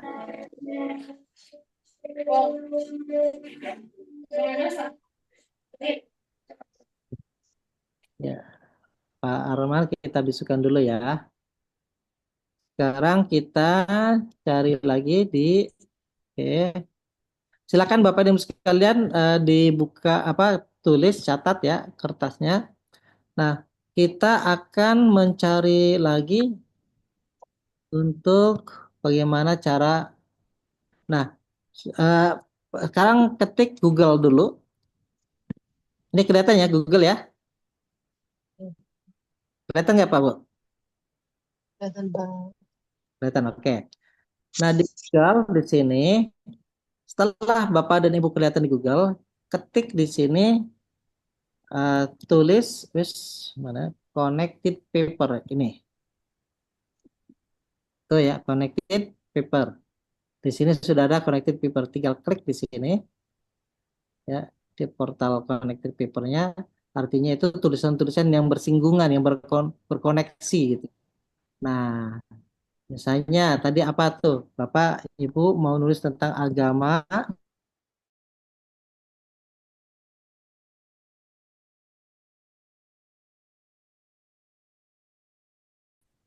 mau nyoba juga silakan. Tinggal di habis itu baru fill in paragraph. Kita akan lihat tulisannya. Wah, banyak ini. Tuh, ada eksistensi penganut agama permalim dalam negara demokrasi Indonesia. Ada relevansi kasus penistaan agama dan teori negara demokrasi. Penalaran publik agama dan negara hukum demokratis menurut Habermas. Konsep hakimiyah. Ini yang Bapak dan itu dalam negara demokrasi. Wah, macam-macam ada ratusan ini tuh sampai dengan 4 halaman. Ada berapa nih? Ada 15.000 tuh berapa? 15.874 tulisan artikel yang bersinggungan dengan itu. Banyak banget gitu. Jadi ini aplikasi Connected Paper, Bapak dan Ibu bisa membantu kita untuk mencari bahan-bahan. Tadi kan Bapak dan Ibu, Pak, saya kayaknya baru ini. Ya udah, tinggal cari aja di sini. Karena itu misalnya belum familiar, udah itu saja. Apalagi misalnya tadi regulasi pendidikan dan keberagamaan misalnya. Udah tinggal klik aja di sini di connected papernya. Di sini banyak. Revitalisasi pendidikan multikultural dalam mengantisipasi konflik sosial, analisis integrasi materi, sejarah dan keberagamaan, macam-macam. Di sini banyak. Di sini bisa ada berapa? Ada 2.180 artikel. Gitu. Ya, ini pengaruh pendidikan Islam dalam keluarga dan sekolah terhadap ini sikap keberagaman siswa SDN Kuranji Cirebon. Wow. Kebijakan pengembangan kurikulum pendidikan Islam dan macam-macam. Kira-kira itu ya untuk bisa menambahkan bagaimana kita terbantu untuk mencari artikel-artikel yang terkait. Bisa dipahami ya Pak Bu ya? Siap. Iya, Nah, Bapak. oke. Nah, selanjutnya kalau sudah tinggal Bapak dan Ibu olah. Tinggal Bapak Ibu buat nanti disesuaikan dengan template jurnalnya ya untuk Bapak dan Ibu ikuti tahapan-tahapan berikutnya. Ya. Usahakan Bapak Ibu sekalian untuk mendesak artikel itu, ya biasanya para pengolah jurnal itu pertama terkait dengan similarity nih. Usahakan jangan lebih dari 25%. Ya Bu Dia ya, jangan 25%. Semakin kecil similarity, similarity itu artinya keserupaan dengan tulisan lain. Ya, itu semakin bagus. Misalnya kita bisa sampai 5% atau 2% itu jauh lebih bagus. Biasanya, wah ini bagus nih artikel ini. Maka dibuatlah kalau masih besar 20% atau di atas itu dibuatlah parafrase supaya bisa lebih rendah. Gimana cara membuat parafrase? Diedit ulang.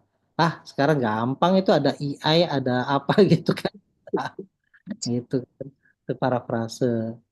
Nah, tapi ya bagusnya sekali lagi parafrase atau AI itu ya AI dengan menggunakan parafrase itu AI itu membantu kita yang nanti akan kita sendiri ya harus bisa mengolahnya gitu, membaca ulang, menyesuaikan lagi gitu. Ya, tidak sepenuhnya diserahkan kepada AI. Itu ya Pak Bu ya. Saya kira gampang lah ya untuk bisa menerbitkan artikel. Masa kalah dengan semester 1 anak S1 kan? Gitu. Nah, kemudian satu itu. Yang kedua, terkait dengan tadi eh, judul itu usahakan simple. Ya, ada beberapa pengolah jurnal yang memang di dalam draft template itu dia sudah sebutkan. Itu nggak boleh lebih dari 10 kata misalnya. Gitu. Judul itu. Jadi tolong sebutkan, carilah judul yang bagus. Yang simple. Tapi itu juga menunjukkan isi dari artikel itu. Tapi juga jangan sampai terlalu lebar tulisan apa namanya terlalu banyak kata-kata untuk judulnya itu tadi. Yang berikutnya itu terkait dengan daftar pustaka Pak Bu.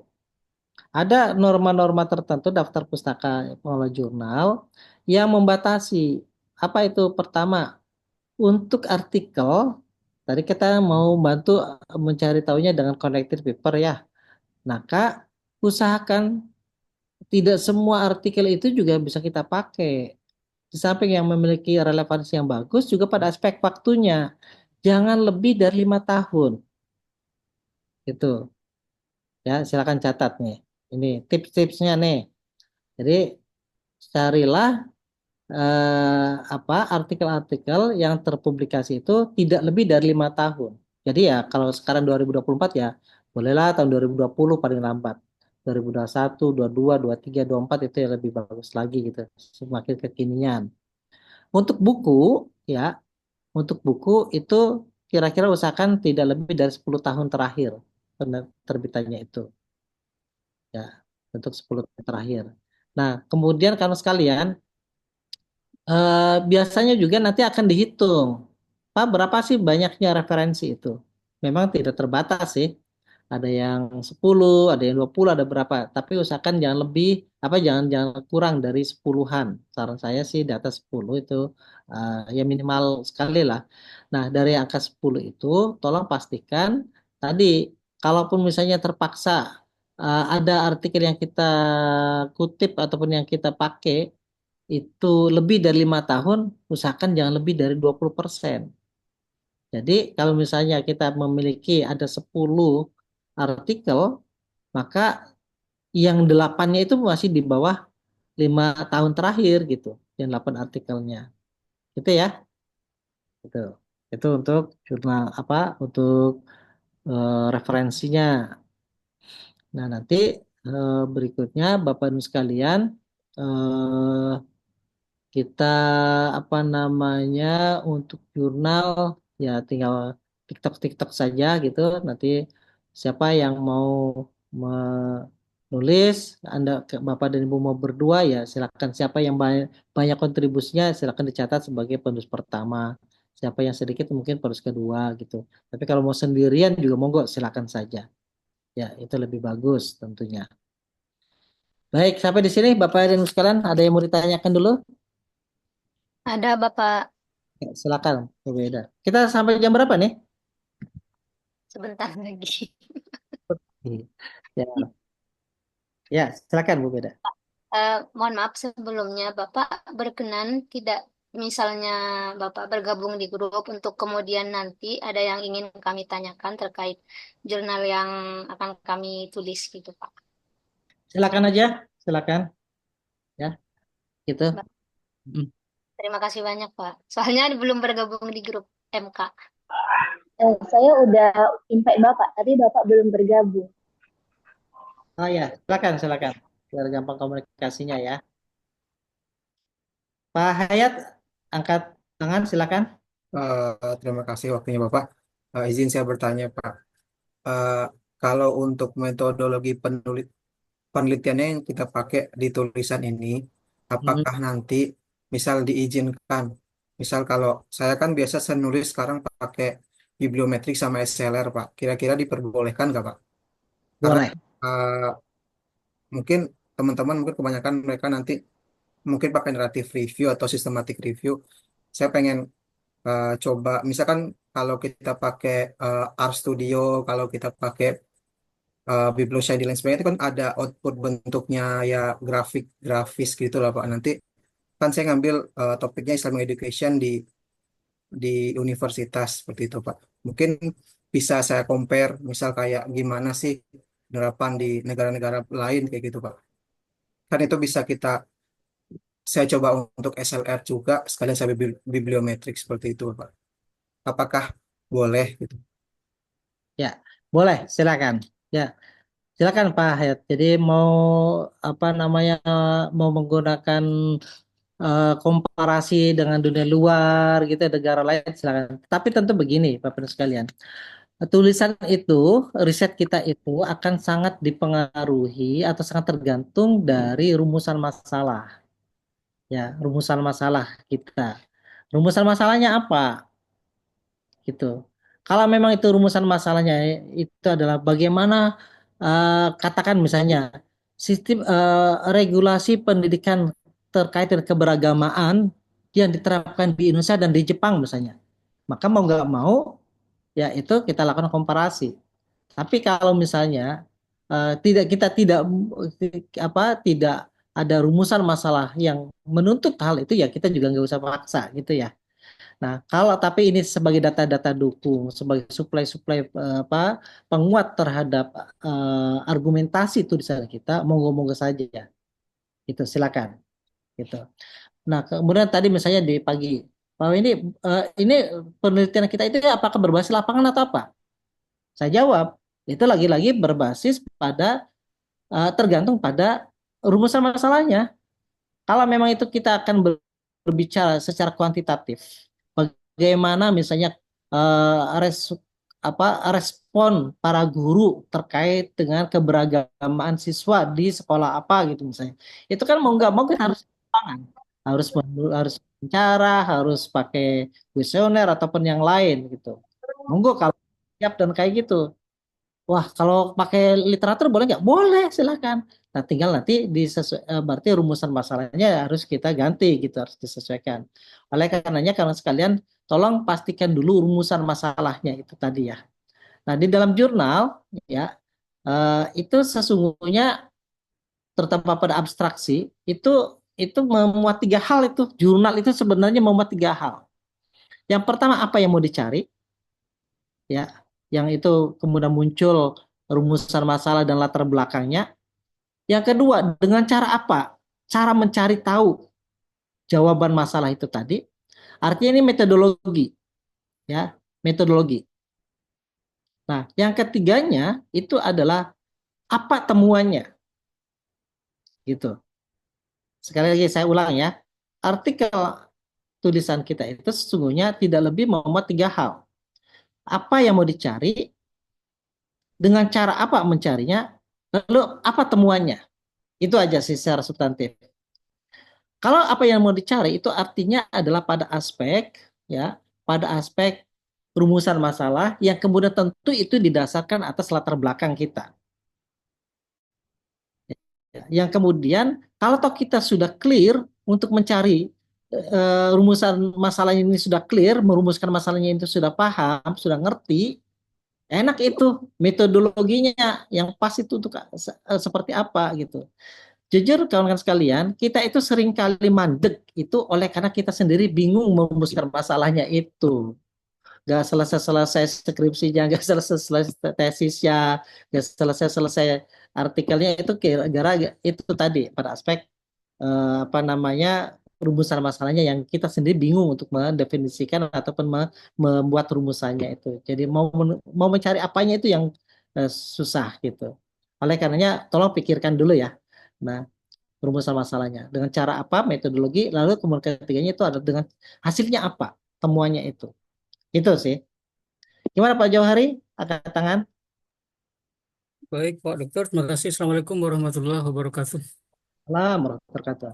Sebelumnya saya minta maaf ini baru bisa bergabung nih Pak Dokter. Tadi mati lampu, kemudian juga hujan. Jadi ujung-ujungnya dari apa yang dijelaskan oleh Pak Dokter tadi saya tidak mendapat kurang jelas bagi saya sehingga saya bertanya ada beberapa hal. Yang pertama tadi kalau tidak salah Pak Dokter sudah memperlihatkan ke kita tentang beberapa jurnal-jurnal itu. Yang jadi pertanyaan saya tadi kan memilih yang nomor 12, saya cuma tidak ingat tadi yang nomor 12 itu judulnya apa, tapi kalau tidak salah tentang keberagamaan di madrasah, berarti itu nanti Pak Dokter, oleh kami atau oleh saya, itu kita membreakdown lagi tema itu menjadi subtema, begitu Pak Dokter ya? Itu yang pertama. Ya, saya jawab dulu Ya. Pak. Itu silakan bisa di breakdown lagi gitu ya, menjadi isu yang lebih spesifik gitu. Ya. Oke. Lalu berikutnya Pak Dokter, jika tadi itu kita harus upload sampai ke jurnal begitu, kan yang saya tahu juga dari kemarin-kemarin itu bahwa masing-masing jurnal yang terindeks itu kan template-nya kan beda-beda. Berarti kita misalnya kita merujuk pada satu jurnal, berarti kita mengikuti template jurnal itu. Oke. Ya, betul. Jadi mengikuti template jurnalnya. Baik. Lalu yang berikutnya Pak Dokter, karena saya tidak ikut dari awal tadi, ini berarti untuk jurnal nanti itu jurnal yang terindeks apa nih Pak Dokter? Saya juga perlu Indeks bertanya. Sinta 3 minimal Sinta 4. Oh ya baik, terima kasih. Yang terakhir untuk halaman jurnal, karena ini dia berbasis apa namanya jurnal yang kita tuju, berarti jumlah halaman dan sebagainya kita mengikuti template di jurnal itu. Persis seperti itu, betul sekali. Oke, ya gitu. Jadi untuk jurnal Sintanya minimal Sinta 4. Tapi kalau Bapak dan Ibu, aduh saya senang banget kalau misalnya bisa Sinta 1. Harus pakai bahasa Inggris gitu Ibu Mas ya, pakai bahasa Inggris ya bisa sih gitu karena kita ada AI ada apa gitu. Saya jujur saya juga suka pakai itu karena saya tidak begitu fasih dalam bahasa Inggris ya, saya akan minta bantuan misalnya dengan Grammarly dan macam-macam itu kan gitu, nanti kemudian kita baca ulang lagi. Iya itu untuk membantu, tapi pada akhirnya adalah keputusan yang ada di kita. Jadi monggo Pak Johari Sinta 3 silakan, minimal Sinta 4, syukur-syukur Sinta 2 atau Sinta 1. Baik, boleh bertanya satu lagi Pak Dokter? Monggo. Baik, yang terakhir ini nanti deadline ini karena saya tidak ikut ini untuk UTS sama UAS, bagaimana maksudnya dengan jurnal ini Pak Dokter? Ya, jadi kita akan mengumpulkan paling lambat semuanya ya. Kelompok 1 sampai kelompok akhir, pembahasan yang pertama sampai pembahasan terakhir, itu ngumpulnya terakhir itu pada saat UTS, mohon maaf, saya koreksi. Pada saat UTS, jadi masih ada 7 minggu lagi ya. Itu tadi ke berapa tadi? Ke 8 kan ya?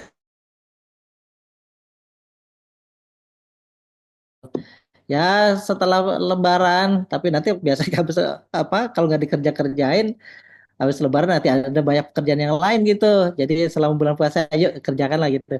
Setelah taraweh gitu atau setelah sahur, bikin artikel lagi gitu kan. Gitu. Ya, itu Pak Johri ya. Siap. Nah, untuk oh iya tadi gimana jadi kesimpulan untuk asinkronusnya? Membuat resume ya?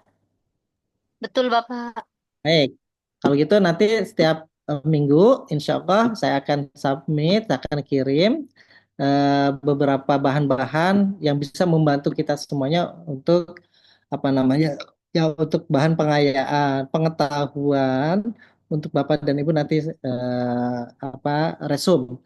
Hanya saja ingin dari awal nih, saya nggak mau resumenya pakai komputer, ya pakai Microsoft enggak.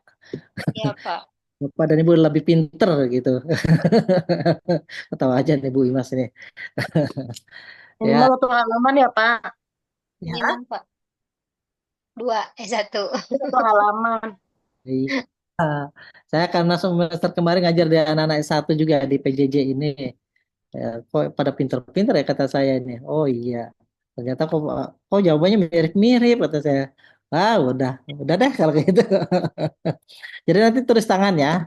Gitu, nanti tulis tangan. Nanti tinggal scan, kemudian di-upload gitu.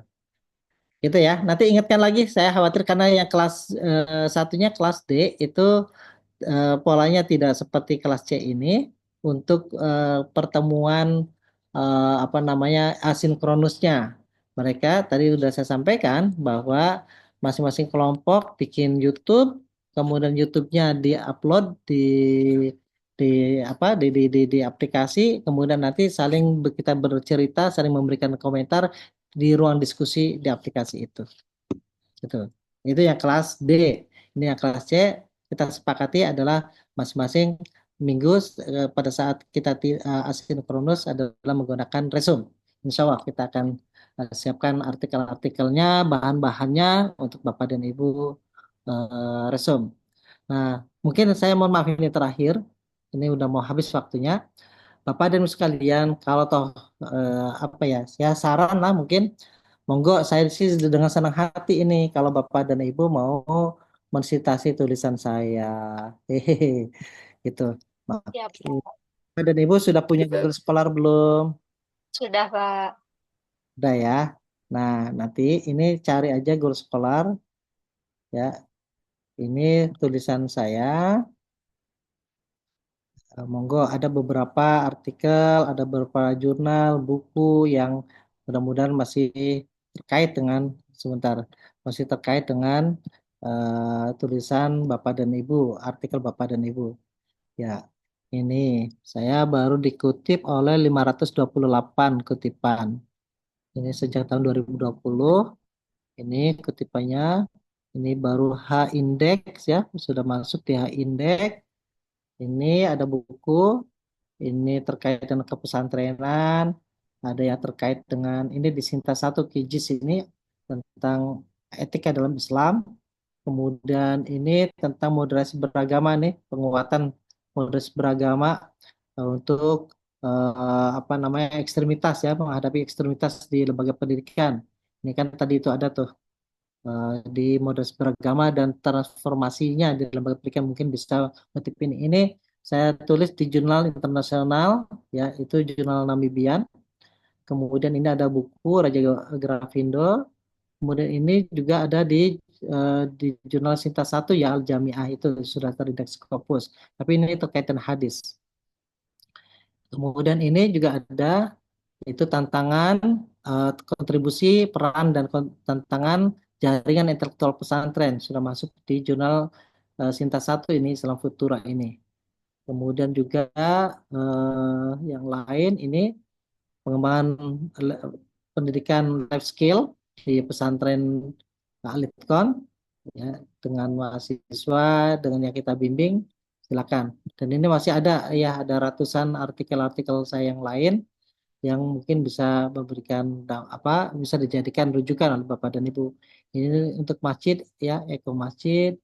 Ini tentang paradigma ekoliterasi menurut Prof. Mulyadi dengan Patra Capra. Kemudian ini tentang relevansi pendidikan progresif ya dalam pendidikan Islam milenial. Dan ini untuk pengembangan pendidikan berbasis experience, analisis teori John Locke gitu ya. Gitu. Dan ini juga ada transformasi moderasi beragama pada dunia pendidikan. Ini sudah terpublish pada jurnal internasional juga gitu. Ini proceeding ya. Ini yang pendidikan sofistik dan seterusnya lah.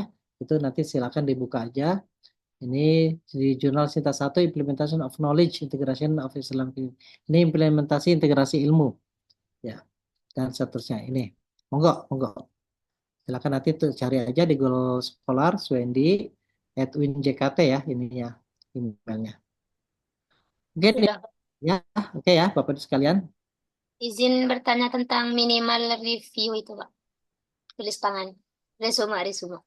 Ya, nanti kita akan kirimkan tugas-tugasnya ya, minimalnya ya semakin banyak semakin bagus gitu ya. Gitu. Itu intinya itu. Nanti semakin banyak semakin bagus karena itu menunjukkan Bapak dan Ibu ya resume oke resume itu bukan berarti mempersingkat sesingkat-singkatnya gitu. Bukan, tapi menyingkat tetapi substansinya itu bisa muncul, bisa terbaca, bisa kelihatan gitu. Sehingga kalau memang itu penting semua ya nggak apa-apa lebih bagus gitu. Gitu. Ya, gitu Bu. Baik, masih ada? Itu cukup? Cukup, Pak. Baik, kalau cukup Bapak dan Ibu sekalian yang aku muliakan terima kasih banyak ini. Mungkin Anda dulu silakan difoto dulu ya untuk bukti kita sudah mengikuti Zoom. Mbak Dona mana nih orangnya nih? Udah Pak, udah saya kirim di grup. Tapi Oh, nanti saya forward ke Bapak. oke. Ya, sudah ya, sudah semua berarti. Udah Pak. Oke, sama ini juga ya, tadi absensinya ya. Supaya nggak biar kita. Oke. Baik, Bapak dan Ibu sekalian semuanya, makasih banyak atas partisipasi kita semuanya. Selamat menunaikan ibadah puasa dan mudah-mudahan sehat walafiat. Tetap semangat ya. Insya Allah kita doakan semuanya menjadi magister hebat semua nih. Orang-orang keren, orang produktif semua. Amin. Alhamdulillah. Alhamdulillahirabbil alamin. Wabarakatuh. Waalaikumsalam warahmatullahi wabarakatuh. Kasih Pak. Yuk, Terima kasih Bapak. Dokter. yuk, saya mau tanya